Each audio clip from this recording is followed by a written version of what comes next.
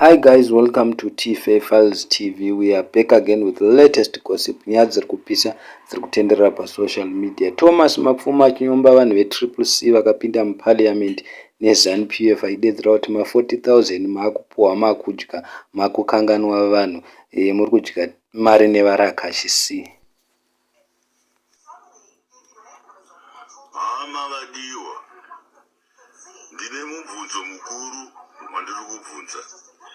Ndinonzwa mese ivi muri muparliamendi vazhinji vacho veCCC muchitaura kuti Mnangagwa ari kuba mari, Mnangagwa ari kuba mari yenyika nevanhu vake, Mnangagwa ari kuba mari.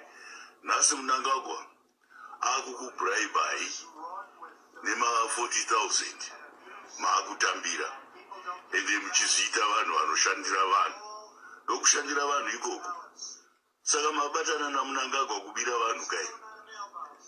Eka iye wamuri kushora yeye mabatana naye kubira kuti mubire vanhu muchiba mari yenyika. Ma40,000 aya amuri kupanana ivo vanhu vachisafa nyika yese. Zviri kufamba sei? Muri kumboitora kupi mari iyoyo? Munenge muchitaura nezvemasanctions. Masanctions asiko, hakuna masanctions. Masanctions ndema certain individuals tinozviziva tese tese. Asi munenge muchinyepera muchikoti asi kune masanctions, kune masanctions. Imi vacho vamwe mumwe Mnangagwa ari kuba mari, Mnangagwa ari kutora mari yenyika. Asi nhasi akupai ma40,000 maakutambira. Nekuti muri kutoratidza kuti chii? Muri kushandira vanhu. Muri kushandira vanhu iri kana kuti matobatana madziya moto wembavha, mabatana nembavha, imiwo muri mbavhawo zvakare.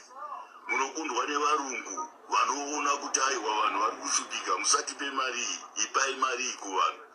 Imimi vanhu vatema ndimi vacho maakutodzvinyirira vanhu venyu muchivabira mari. Zvinombofamba sei? Chamisa akaipa anoti tisatore mari iyoyo. We deserve that money. Mune deserve kuti makashandira chii? Makashandira.